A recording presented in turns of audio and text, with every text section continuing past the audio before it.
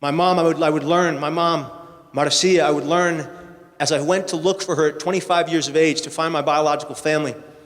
I would learn that I was 2 years too late.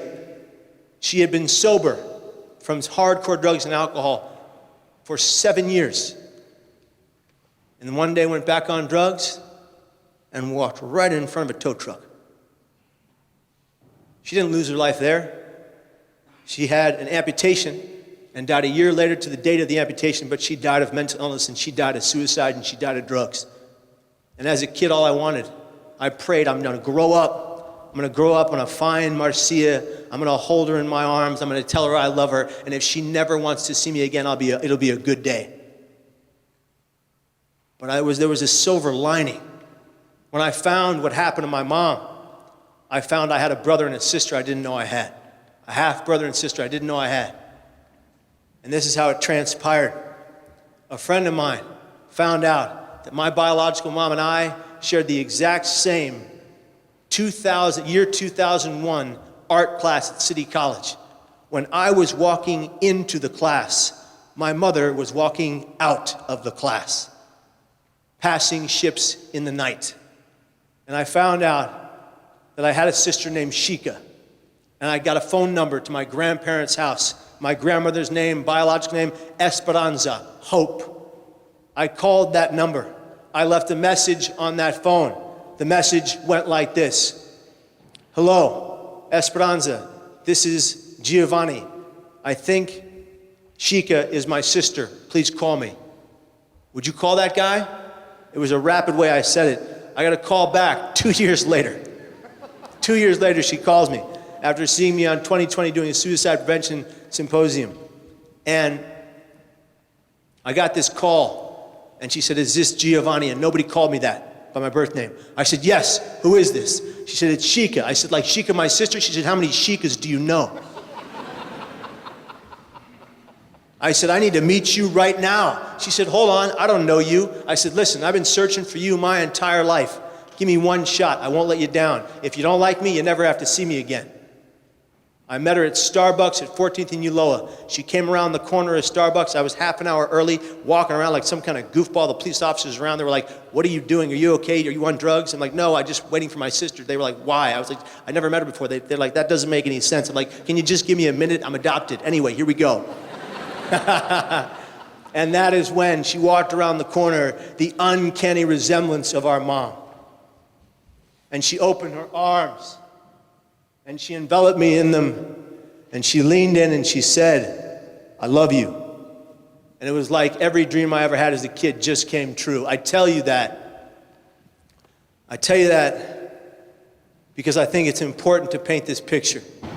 The picture that none of us have to die by our hands, no matter the pain we are in. I tell you that to paint a picture, to share with you that at 19 years of age, in the depths of my paranoid delusions, in the place where I saw death himself hover over me with his staff and blade in his right bony arm, and he'd reach out his other bony hand, turn it upside down, and say, come home with me night after night, Monday through Monday, and I thought it was real, and I kept it silent to myself. I didn't tell anybody. I buried my pain. I tell you that to say, I found a way to survive pain at all cost. Not at 19. At 19, I nearly died trying to hide my pain. At 19, I went to the Golden Gate Bridge. I sat on that bus in the very back row in the middle of the seat looking out upon 100 people, hoping, wishing, praying that one person would see me and say something kind. Hey, kid, are you okay? Brother, is something wrong? Or pal, can I help you? And I would have told them everything and begged them to save me. Instead, the only people to react aloud to waterfalls flowing from my eyes and mucus dripping from my nose, one of those real cries like when you're 2 and your mom's pissed at you.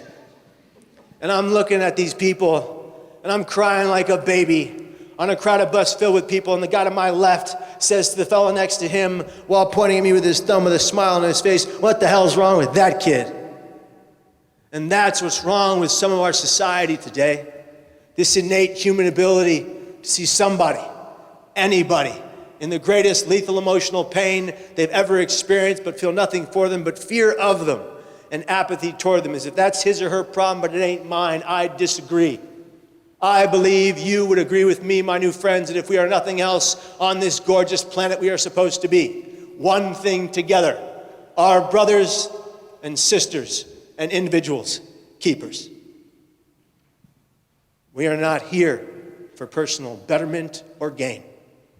We are here to give back to those we know, those we love, those we don't know from Adam, and those we don't even like.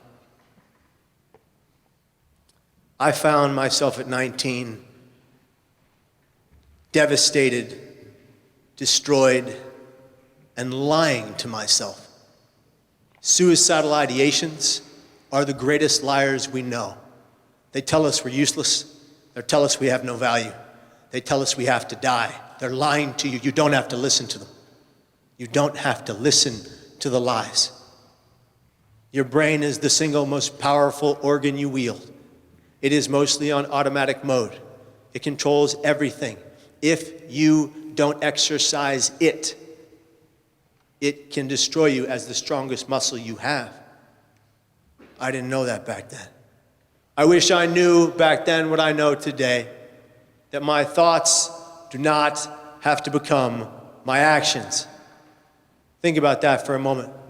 Our thoughts do not have to become our actions. Matter of fact, I need to hear you. Say it with me. Our thoughts do not have to become our actions.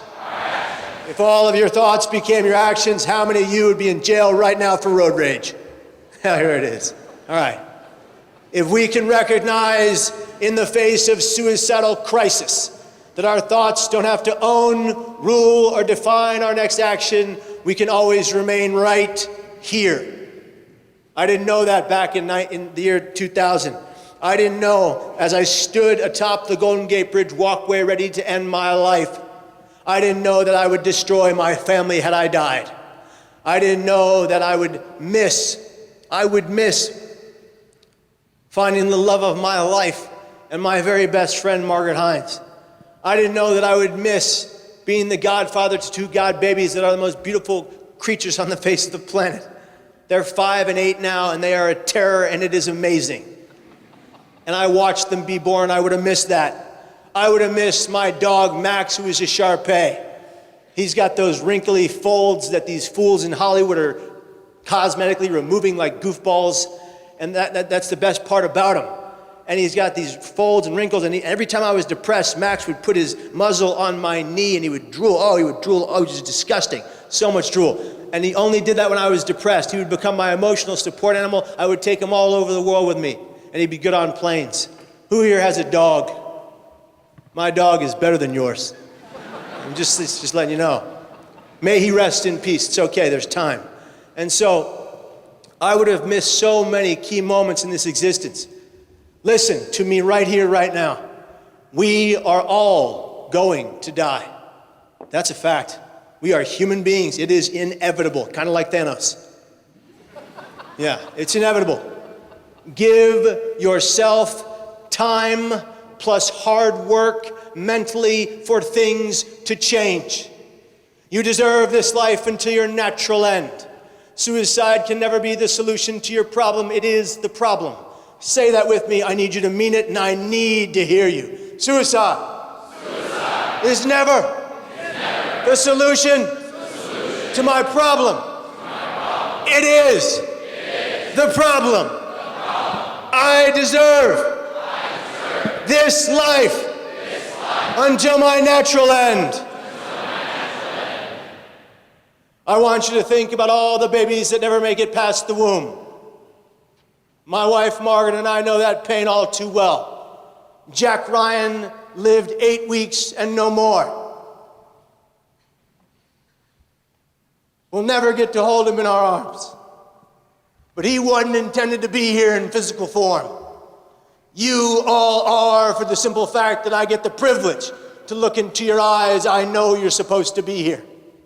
Never to die by your hands.